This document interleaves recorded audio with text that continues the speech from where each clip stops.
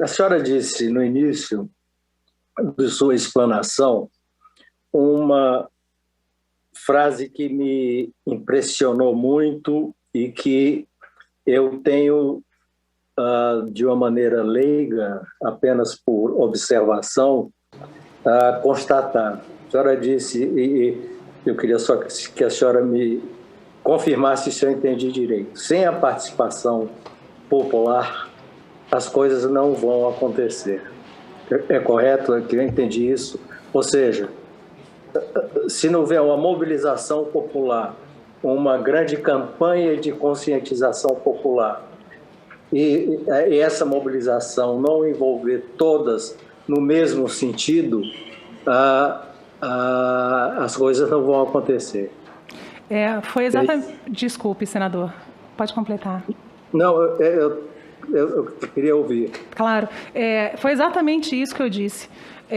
Nós sabemos que a participação popular é fundamental em todos os países em que houve uma resposta decente à pandemia.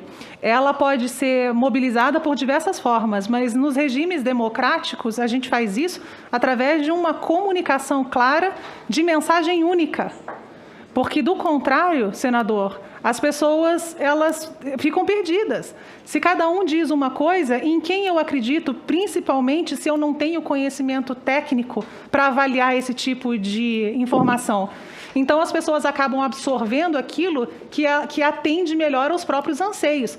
Se eu estou desesperada, se eu não sei nada sobre isso, se eu acho que eu vou morrer, eu vou tomar qualquer coisa que alguém me diga que vai funcionar para mim. E não necessariamente essa é a melhor saída para essa circunstância.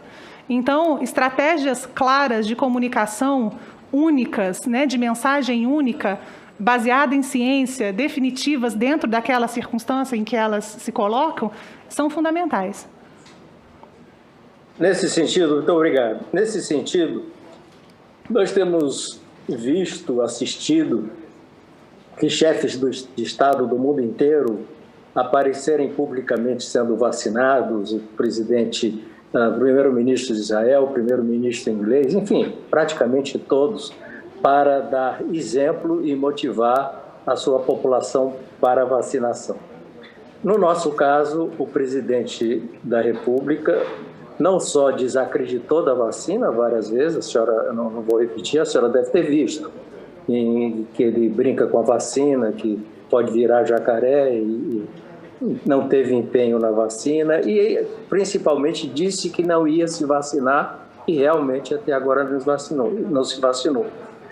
Do outro lado, ele apareceu publicamente com uma caixinha do remédio cloroquina na mão, apontando para a Câmara e dizendo: tomem isso aqui, correto?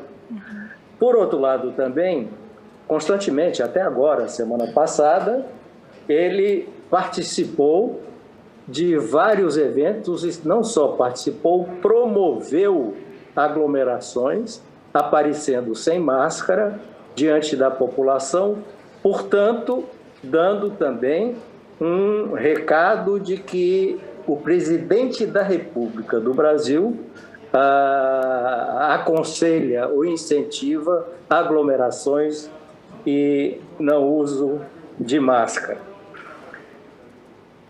A pergunta, juntando as duas, é o seguinte: a senhora, então, não enxerga uma possibilidade de que as coisas caminhem corretamente no Brasil, em direção à eliminação ou mitigação da pandemia, sem que haja uma mudança radical da liderança máxima do país, do presidente da República, ou seja, sem o envolvimento direto e a mobilização e o exemplo a ser dado pelo presidente da República? A senhora, dentro da teoria dos estudos que a senhora fez aqui e nos Estados Unidos, tem esta tese como grande guarda-chuva do enfrentamento da pandemia. Isso é verdade? Eu estou entendendo corretamente? Senador, nós vivemos numa democracia. correto? Dentro de uma democracia, eu enxergo que nós temos múltiplas lideranças. As pessoas, as comunidades têm seus líderes, né? Existem vários níveis de liderança. A gente não vai conseguir, provavelmente, que todas essas lideranças, todas essas pessoas se alinhem a um conhecimento correto por várias questões multifatoriais. Mas a gente precisa que haja o contraditório, a gente precisa que haja a exposição clara e o direito ao acesso à informação correta por todo mundo, para que essa informação, junto à educação das pessoas, consiga guiá-las para a tomada de decisão que seja a mais correta. De novo, eu não posso... Oi, fiquei doutora, sem... Me desculpe, me permita. Então, a pergunta que eu faço é muito objetiva em relação ao que... o que Vossa Senhoria tem dito com muita clareza, muita convicção até agora. Existem verdades científicas incontestáveis hoje em relação à pandemia. Uhum. O não uso da cloroquina é uma delas, correto? Sim. A vacina é outra delas, a necessidade de vacina é outra delas, sim. Correto? O afastamento social é outra delas, correto? Correto. O uso de máscara é outra delas. Correto. Numa democracia, a liderança máxima não é qualquer pessoa. Estou inteiramente de acordo com a senhora que temos direito aqui, devemos ter sempre o contraditório. Mas a presidência da República é a liderança máxima e referência para aquilo que deve ser guiado pela ciência.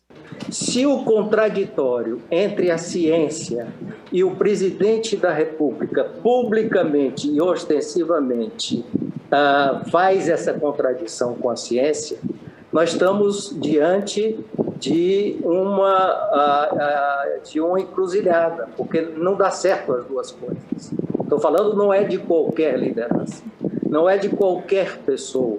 Estou falando do presidente da República do Brasil, eleito democraticamente, com mais de 50 milhões de votos, 60 milhões de votos, e que, querendo ou não, numa democracia, é a grande referência da população brasileira e a grande mobilizadora. Sim, senador, eu acho que a minha posição, que é uma posição alinhada à ciência, já ficou bastante clara aqui. Como o senhor mesmo colocou, existem preceitos que hoje são base da resposta, uma resposta adequada à pandemia. Acho que é direito de todo cidadão ser informado, como eu disse, para tomar as melhores decisões. Mas também acho, como já mencionei aqui também antes, que todos nós temos responsabilidade sobre aquilo que a gente coloca com relação à pandemia. Se esses exemplos são positivos ou negativos, nós teremos que lidar com eles em algum momento. Entendi. Muito bem. A senhora não quer se comprometer, evidentemente, eu entendo. Não é uma questão de comprometimento, senador, e eu lamento se passou dessa forma. O meu alinhamento é muito claro e técnico com os preceitos científicos.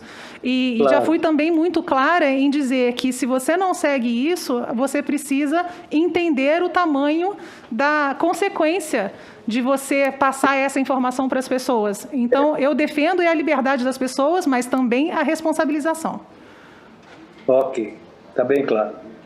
A segunda pergunta e última, vai vir uma com outra. A senhora falou de ameaças que recebeu antes, durante e depois da internet, dos chamados gabinetes de ódio. A senhora chegou em algum momento a identificar a origem, não de pessoas, mas de grupos ou ligados a grupos, etc.? Chegou a identificar? Identificar grupos propriamente ditos, não. Mas as posições em que eu recebi e outras pessoas dentro da infectologia do Brasil, e só um parênteses nesse sentido, senador, nós sempre fomos referência em infectologia para o mundo.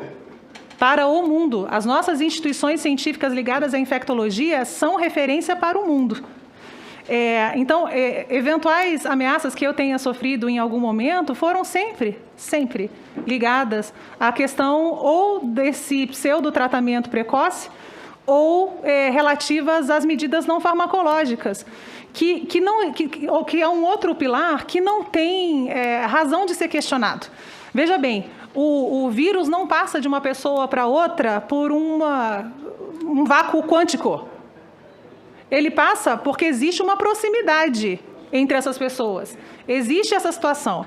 Então, na hora que a gente consegue distanciar as pessoas, e veja, eu não tenho a ilusão de que a gente precise sempre, ou vá viver, ou não exista consequências de viver em lockdown absoluto. Não é isso. Existem ferramentas específicas para cada fase da pandemia, e isso não foi discutido em nenhum momento, pelo menos não que eu tenha visto.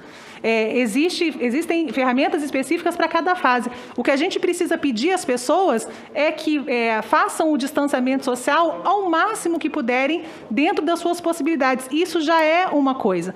Então, essa é uma outra postura que foi extremamente criticada, mas, de novo, eu acredito isso à absoluta falta de conhecimento. E é por isso que eu me dediquei a escrever sobre isso, para tentar educar as pessoas sobre o que elas precisam saber. A senhora, então, enxerga alguma relação? Eu enxergo, mas evidentemente que a resposta é sua com todo o direito. A senhora enxerga alguma relação entre esses grupos que fazem ameaça na internet e o veto ao nome de Vossa Senhoria no governo, o nome que foi recebido com tanto entusiasmo por todos os setores da sociedade? No entanto, houve o veto. A senhora enxerga alguma relação entre essas ameaças e o veto ao nome de Vossa Senhoria? Senador, eu não sei lhe responder essa pergunta, mas essa hipótese me deixa extremamente... eu não vou nem dizer frustrada, me deixa extremamente envergonhada. Porque eu, a despeito de qualquer dissidência nesse sentido, em uma coisa que é tão pequena dentro de uma estratégia que é tão complexa com relação à pandemia, me coloquei à disposição, o meu conhecimento, a minha imagem, tudo isso à disposição do atual governo, para que a gente juntos chegasse ao resultado que a população precisa. Então, se o veto ao meu nome foi por conta da minha posição científica, técnica, necessária para exercer essa posição, né, esse cargo, a mim só me resta lamentar. Eu não sei se foi isso, mas se foi, eu considero isso extremamente... Eu considero isso trágico, na verdade. Muito obrigado, doutora Luana. Foi profundamente esclarecedora a sua participação aqui e nós só temos a agradecer e apenas dizer que deixa a senhora envergonhada, mas a mim também deixa envergonhado. Muito obrigado, doutora Luana.